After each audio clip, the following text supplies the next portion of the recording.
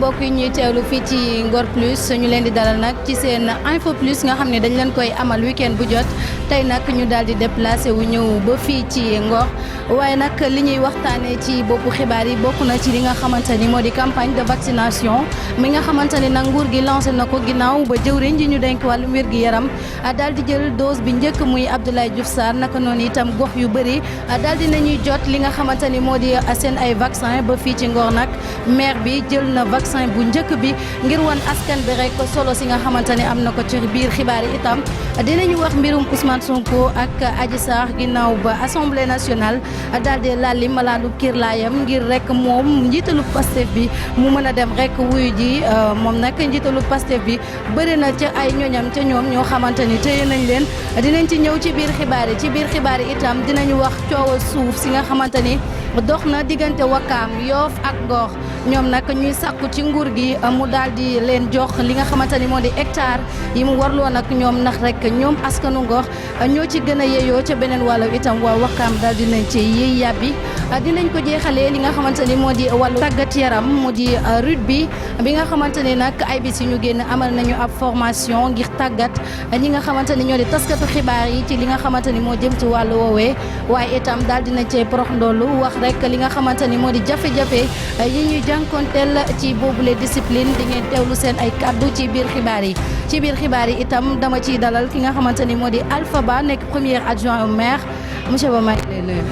maa ngi lay fay soxna. jaajëfal nañ la ci kanam tuuti dinañ sëq ak moom waxtaan bu yaatu jëmale ko ci li nga xamante ni moo di actualité yi.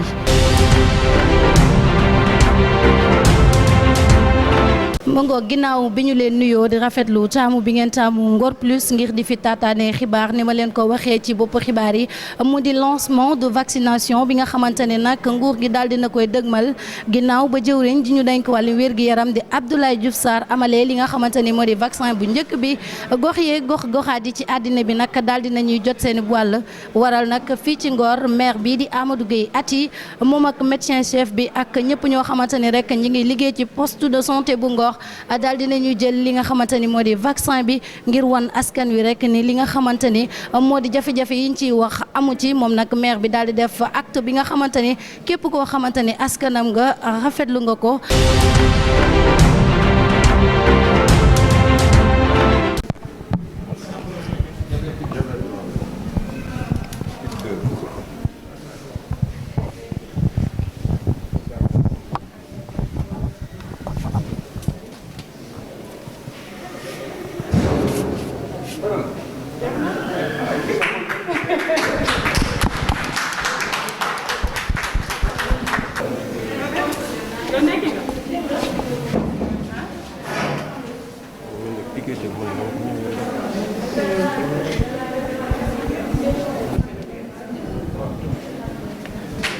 bi ma nuyoo ñëpp sant ñëpp sant médecins yi ak ñi ñu àndal di liggéey sant it président de la république parce que moom moo ñu nekkal niveau pays monde bi yëpp ku ci nekk am nga ay vaccin ñii matale nañu ñii matalewuñu ñun ñu am bay jàppale ñi nga xam ne ñoo nekk ci gox yenn yi ñu dar dëkk yi ñu dar te xam ne feebar bi mën na jóge foofu ñëw fii kon dañuy sant yàlla ci loolu bi ñu yàlla mayee ba ñu mën a commencer comme dëkk yëpp muy France kii dara yóbbu ba am pays yóbbul ñu dara parce que li ñu am lañ ñëw am kon nag bu ñu ñëwee fii tey jii ci commencé ko fii ci hôpitalu Ngor damay wax toujours hôpital xam naa léegi yàlla may ñu mu nekk hôpital mais centre de santé bu Ngor bi ñu commencé fi def vaccination wan nit ñi ne dañu war a vacciner wu parce que loolu mooy li nga xam ne am naa yaakaar ne moo ñu ci mën a génne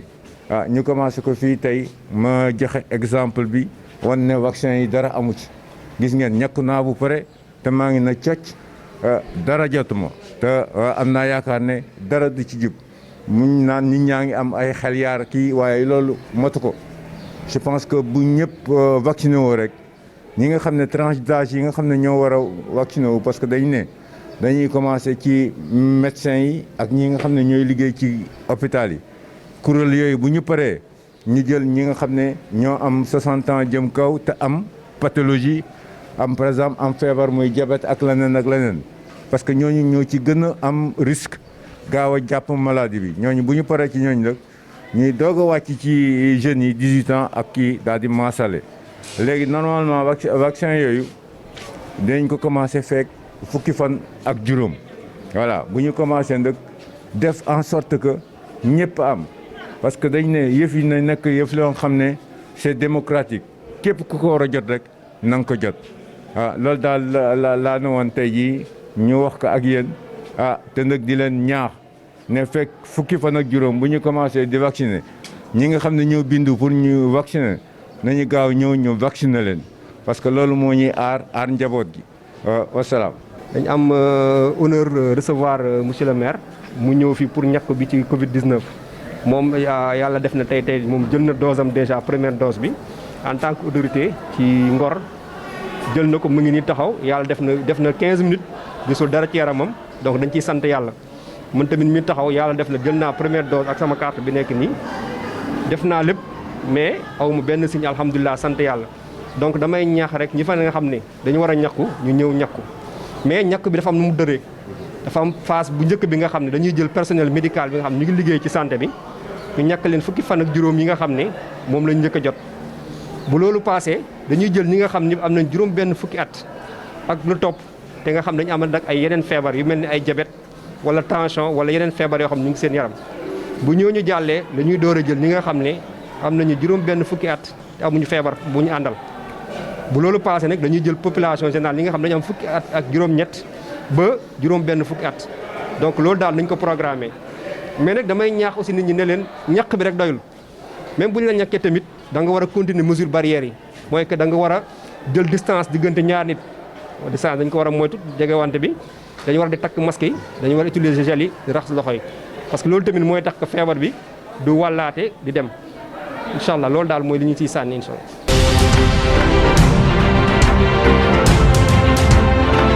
ci noonu nag dama ci jox kàddu ki nga xamante ni moo di monsieur Alpha Ba yow ginnaaw premier adjoint au maire yow ana lan rek ngay sànni ci li nga xamante ni moo di li monsieur le maire def. waaw jërëjëf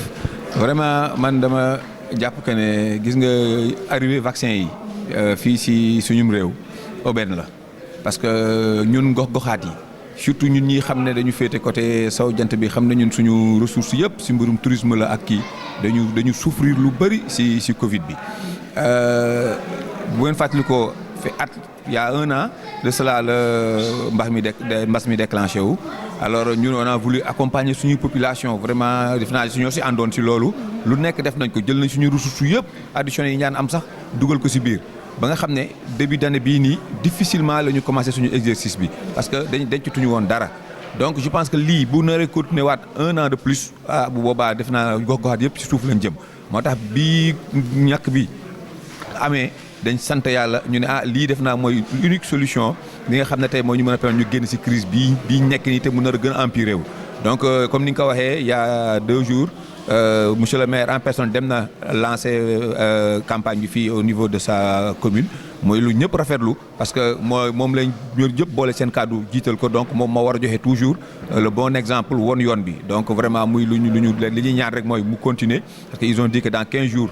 la ñuy commencé ñàkk vraiment nit ñi commencé par ceux qui ont plus de 60 ans am comorbidité ba jaar ci population bi yëpp je pense que daal loolu processus boobu dañu ñaan yàlla mu continuer rek ba am aboutissement. mu ngoog jaajëfal nañ la bu ñu jógee ci loolu dañuy wax ci mbirum Ousmane Sonko nga xam ne nag jamono ji moo lëmbe àddina lëmbe média bi nit ñi sax dañuy fàttali ni li nga xam ne moo di corona mi ngi ci réew mi ginnaaw nag moom njiitalu Pastef bi mu nee nag du wuyu ji tànk rek lalliwuñu li nga xam ne moo di malaanu kirlaayam waral nag ba assemblée nationale daal di voté ni nañu dindi li nga xam ne mooy malaanu kirlaayu Ousmane Sonko ngir mu mën a wuyu ji mbir moomu nag waral ñu bëri daal dina leen ciy teg loxo mën nañu jàpp ku mel ni Guy Marius Sagna ak Assane Diouf waaye itam ki nga xam ne moo di Dambodj nekk moom tamit ci boobule mbir nga xam ne teg nañ ko loxo ak ñeneen ñu bëri mu mel ni rek mbir mi ngi wëy rek di sonal askan wi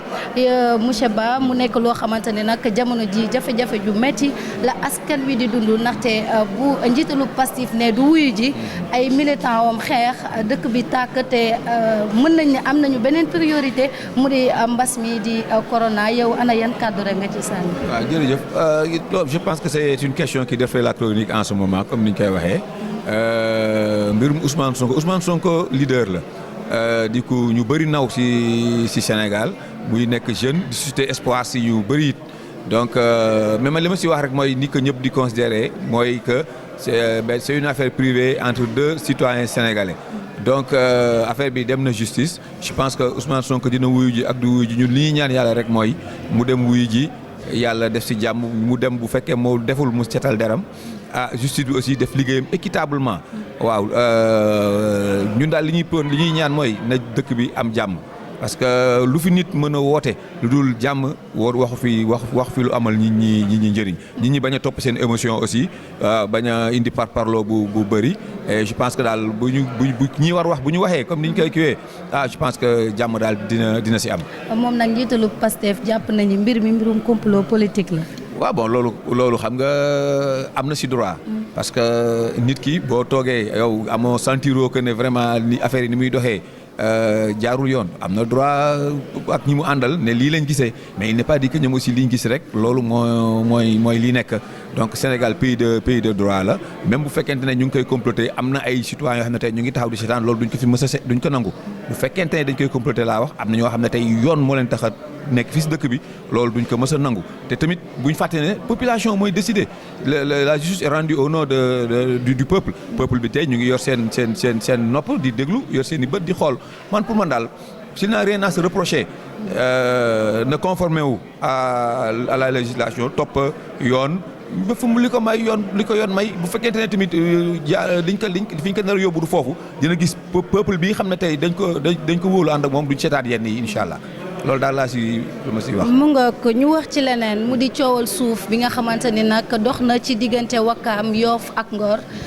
ginnaaw ay bis yu ñu génn nag waa Wakaam daal di nañuy def seen point de presse di wax ni rek d'accord ñu ci li nga xamante ni moom la nguur gi nar a def jëmale ko ci mbirum aéroport Léopold Sédar Senghor ba woon ñoom askan Wakaam nag jàpp ni ñii di waa Ngor ak it waa Yoff jot nañu li nga xamante ni moo di seen suuf te ñoom jotuñu wante tey rek waral ba waa Ngor itam daal di def seen point de presse di xamle ni rek la nguur gi warloo nag ñoom mu di li nga xamante ni moo di daggal leen ay hectares nguur gi sàmmontewul ak kaddu yi nga xamante ni moom la warloo nag ñoom ca atum 2012 ginnaaw ba njiitu réew mi defee campagne am ngir rek ni leen li nga xamante ni moo di seen ay jafe-jafe dinaa ko saafara ñoom nag ñu gis ni loolu dara amu ca ba tax na itam ñi ngi sàkku ci nguur gi mu daal di leen jàppale ci mbir moomu ndax askanu Ngor jafe-jafe la ñuy dund jëm ci li nga xamante ni moo di wàllu dëkkuwaay ñu teewlu rek seen ay kaddu ak kaddu ñi nga xamante ni ñoo di askan bu Wakaam.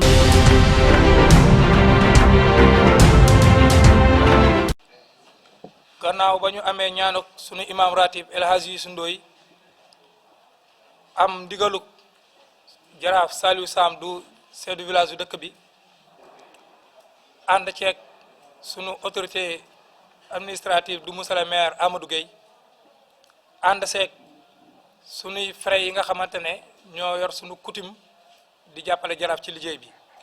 waaye ànd seeg waa Ngor gépp mbooloo moomu tey ñoo taxaw oo àddina gépp ngir waxtaan ak ñoom si li nga xamante ne mooy li ñu càmbar boobu ba léegi si li nga xamante ne moom la Ngor nekkee ci aw naxar aw tiis lan la Ngor nekkee avant loolu dañuy fàttali sunu naxar woowu ak sunu tiis woowu kii yàlla teg si bopp réew mi tey muy le président Macky Sall càmbaroon na ko ba taxaw wax àddina nañu lii ngeen di dund muy aw naxar day bokk nañu ko ak yéen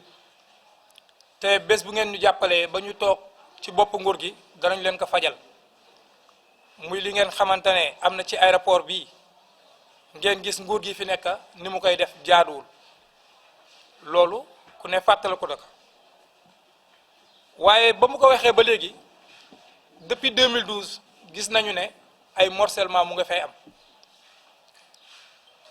morcellement yoo xamante ne nu leen neex nañu ko tudde waaye ay sénégalais di ci bénéficié wu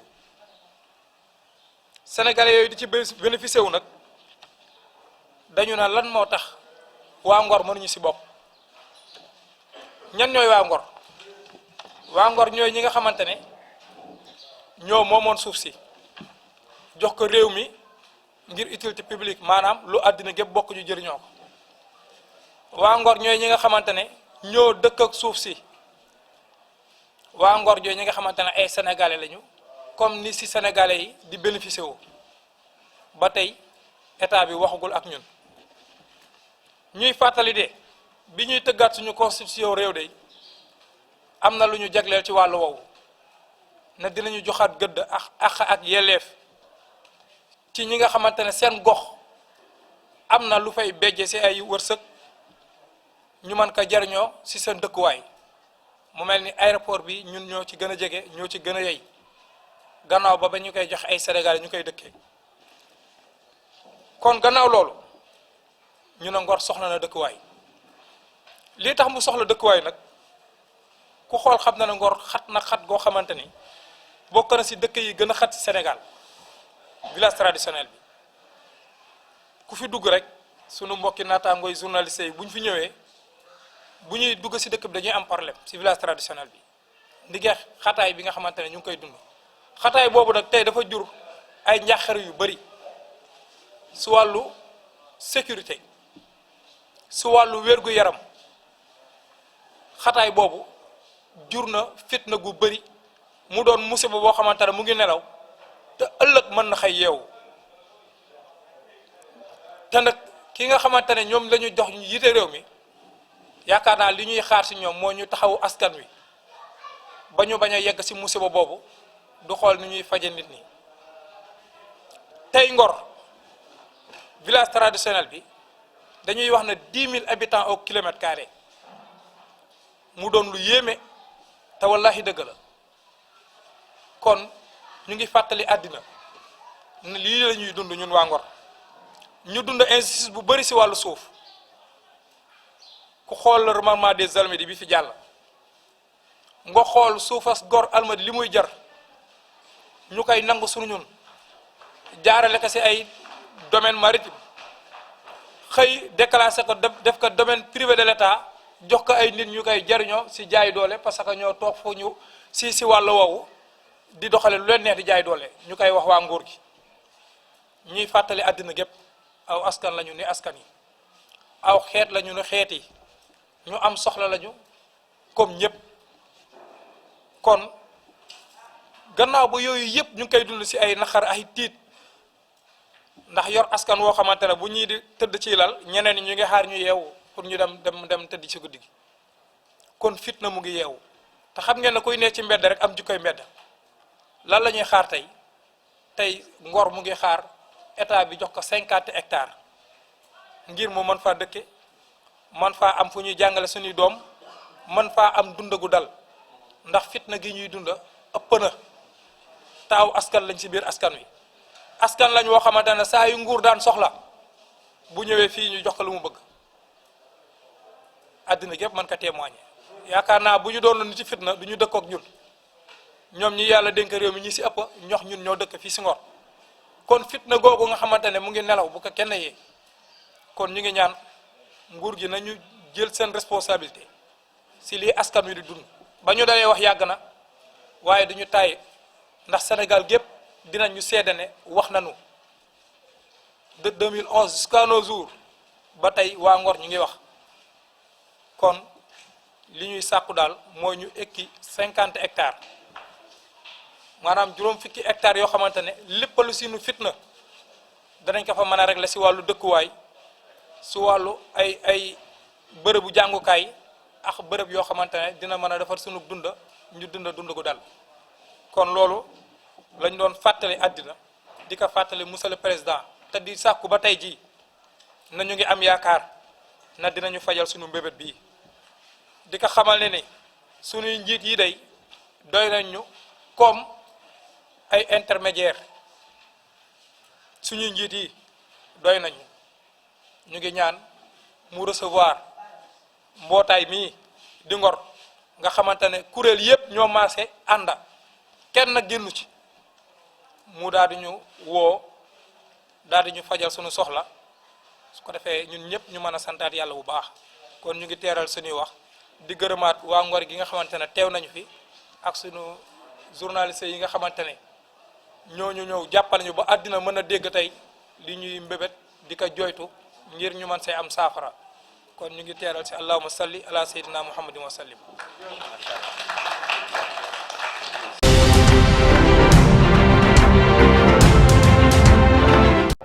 waaw man la Ngalla Samb conseiller municipal président du collectif des jeunes de Ouakam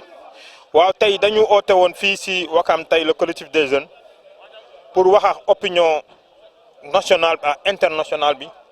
si li nga xam ne moo xew ci fii ci aéroport Ouakam ñëpp xam nañ ne aéroport bi réquisition la woon ci jamonoy tubaab ñu jël ko si suñuy maam yi nga xam ne ñoo ko doon bay pour def fa ay dépendance mooy lu jëm ci ay aéroport ak aérodrome ak ay équipement jamono ji def ba nga xam ne tey république française dem république Sénégal ñëw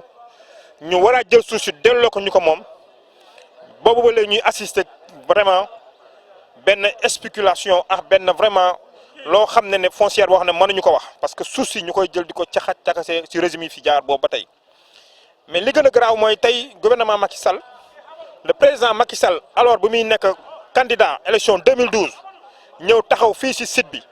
wax ñëpp dégg ko ne Ouakam maay li leen dal ñu jël seen suuf di ko caxasee di ko jël une fois ñu fal ma ci bopp réew mi dinaa leen dolloo li ñu moom mais alors lu ñu gis ñaaw na doy na waar bu ñu demee ba tey ñuy jël loolu di ko morcelé ci gouvernement am ci tey ci ayam te lu mu waxoon defu ci dara loolu daf ñuy jaaxal ñun waa Ouakam leneen lu ñu gën a metti mooy ñu gis benn commune boo xam ne muy commune de Yoff suñuy mbokk lañ ñu nax ñoom ñoo bokk lépp ak Ouakam Ngor Yoff wante ku mel ni ministre Abdoulaye Diouf Sarr tey mu waroon tëddee njaxandaay mu dem jël tey 20 hectares ñu jox ko commune de Yoff ñu tey bàyyi commune de Ouakam bàyyi commune de Ngor loolu la ñuy wax ñun waa Ouakam lan moo tax ñun ay républicain lañ te ci Sénégal lañ dëkk te dama ne suuf si boo doon tey ngay dem di wax 75% ci biir Ouakam la nekk lu jëm ci aéroport bi loola tax ñun ñu oote tey jii di artu vraiment le gouvernement du Sénégal à travers le président de la République son excellence monsieur Macky Sall ñu koy wax nag injustice bi na ko régler nu mu gën a gaawee parce que nag Ouakam vraiment dañ koy wax xale yi mer nañ mag ñi mer nañ jigéen ñi mer nañ ñëpp tey jii mënuñu concevoir loolu tey ñuy jël commune de Yoff di ko jox 20 hectares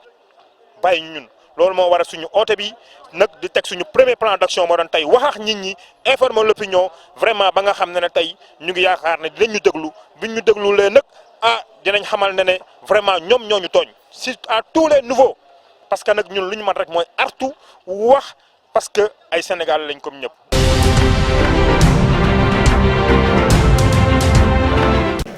ci noonu monsieur Alpha Ba dañuy daal di wax rek ci li nga xamante ni moo di coowal suuf ginnaaw tey nag bi nga fi teewee dégg li nga xam ne moom la askanu Ngor wax. waaw tey moom vraiment ñëwoon nañ wuyu si invitation collectif bi waa dëkk bi tëral pour dem laaj ji état du Sénégal suuf si nekk si aéroport bi ñu aéroport Léopold Sédar Senghor ñun nag ñu nekk ñoo xam ne tey askan woowu tey ñoom ñoo booloo woon en 2014 jiital ñu nañu deen waxee suñu kàddu donc tey askan boobu di communauté bi bu ñu amee mbébét am préoccupation boo xam ne c'est légitime et c'est fondé ne dañuy lii lañ bëgg bu ñu si woowee dañuy ñëw avec dañuy ñëw ànd ak ñoom si loolu c'est vrai que démembrement état la ñu ñun parce que ay autorités décentralisées si administration décentralisée la ñu bokk mais néanmoins tamit comme ni ma ko waxee sama jëlbati kàddu communauté boobu ñun moo ñu jiital donc dañu war a dox ci préoccupation communauté bi di waa Ngor li ñuy seen préoccupation lenn la et je pense que c'est très fondé képp ku déglu tey kàddu yi fi jib tey nga xam ne li ñuy wax fi ñu ko teg Ngor commune la boo xam ne 4,5 kilomètres carrés la le village traditionnel c'est tout au plus 1,5 kilomètres carrés village traditionnel il y a 25 000 habitants les 20 000 22 000 habitent dans le village traditionnel de Ngor densité boobu c'est plus de 10 000 habitants au kilomètre carré ñu koy sooxwaale depuis lors mais boo gisee li ubbi bëti nit ñi tey mbas mi ñu wax sànq daf si bokk mbas mi benn moment bi mu déclenché woo franchement ñi gis nañ ne amatuñu benn moyen pour respecter les mesures barrières dans ce village traditionnel là parce que ñi mënuñu dëkkee si ay néeg à 5 personnes mbedd yi day fees plage bi xam ne ñii dañ fa doon dem di jëm am air sax ñu ne bu leen fa toogati dugg leen mu am benn concentration boo xam ne tey moi je vous dis que mënuñu woon def test yi sax si dëkk bi fii parce que on savait que presque affaire bi demoon na ba jéggi fi dayoo yàlla moo ñu defal sutura rek donc su am mbas mi la ñu vivre loolu on se dit que bu leneen ñëwaatee ñu dëkkee si conditions yi je pense que loolu mooy Ngor moom dañ koy rayer de la carte bokk na si li gën a alarmer les jeunes mag ñi gis ko moo tax ñu woote ñoom def seen collectif bi ñun en tant que autorité ñu ñëw ànd seeg ñoom et li ñuy laaj du loo xam ne c'est impossible l'assiette existe et je pense que comme ni ñu ko waxee monsieur le président l'avait promis aux populations environnantes muy Ngor Ouakam Yoff mais ñun aussi en amont commencé woon nañ la mairie commencé woon nañ jàppale ñu def ay projets de restructuration du village traditionnel yooyu yëpp bu ñu ko boolee je pense que war nañ mën a am dara ci aéroport bi loo xam ne tey dina nekk benn poumon nit ñi mën fa dem ñun mën a noppalu mën a respirer tuuti ñu gën a yaatal suñu village traditionnel bi loolu daal mooy waxtaan mbébu kiiwu tey bi maire mënu woon ñëw ne ma ñëwal nga représenté ma fi et je pense que tout s'est très bien passé alhamdulilah. mu ngoog dañuy jeexalee li nga xam ne moo di info plus bi ak formation rugby bi nga xam ne nag ñi ëmb wàllu woowee amal nañ ko ngir daal di koy dëgtal ñi nga xam ne ñoo di tàggat journaliste yi nga xamante ne nag dañuy yëngu ci wàllum tàggat yaram ñoom nag ci noonu itam wax nañu ci jafe-jafe yi nga xam ne jamono ji rugby mi ngi koy jànkonteel ginnaaw bi nga xamee ni nag askan wi xamuñu rek lan mooy solo si nga xamante ni moom la rugby am ba tax na itam ñoom daal dinañuy yëkkati seen ay kàddu ñu teelu leen.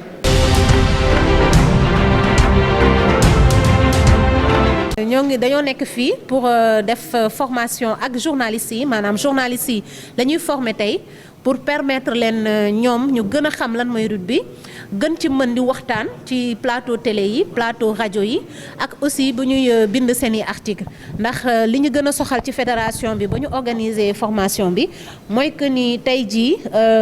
plateau yi ñuy am ci yeneen discipline yi ñu mën ko am ci rugby ba population bi nga xamante ne ñooy seetaan télé yi ñu mën a xam lan mooy rugby mën aussi ñoom xam ba tax ñoom ñu bëgg ko ba mën tamit ñëw sóobu ci rugby bi muy ñu ñëw jouer ko wala ñu ñëw bokk ci ñi nga xamante ne ñoo siy jàpp pour mu jëm kanam. waaw loolu nag objectif la ren ci fédération sénégalaise rugby bi parce que A7 ak A15 am nañ ko ci góor ñi A15 bi gis nañu yeneen dëkk yi am nañ ko waaye fii Sénégal A7 rek la ñuy jouer léegi tamit dañoo xalaat ne tey bu ñu defee équipe A15 ndax 15 ñoo gën a bëri buñ ko defee tey buñ si amee ñaar wala ñett ba ñeent balaa saison bi di tëj ça veut dire que ni objectif bi dinañ ko atteindre dinañ gën a am ay jigéen yoo xamante ne ñëw nañ bokk ci rugby bi. jafe-jafe yi moom mun naa ne wax ne am nañ ko muy ci wàllu xaalis bi parce que dinañ ko manqué trop. surtout bu dee dañuy dem au niveau à l'extérieur pour dem jouer ji foofu donc dañuy sàkku quand même ndimbal ci suñu état bi ak ki nga xamante ne moom mooy suñu tutelle muy ministère des sports bi ak ñi nga xamante ne aussi dañoo yor seeni ay entreprise ñu ngi leen di woo tamit pour ñu ñëw dimbali rugby bi nekk ay sponsor nekk ay partenaires wala daal ñu dimbale ñu ci matériel bi tamit parce que infrastructure ak matériel tamit lu ñu manqué la au niveau du rugby donc dinañ ko soxla taxaw.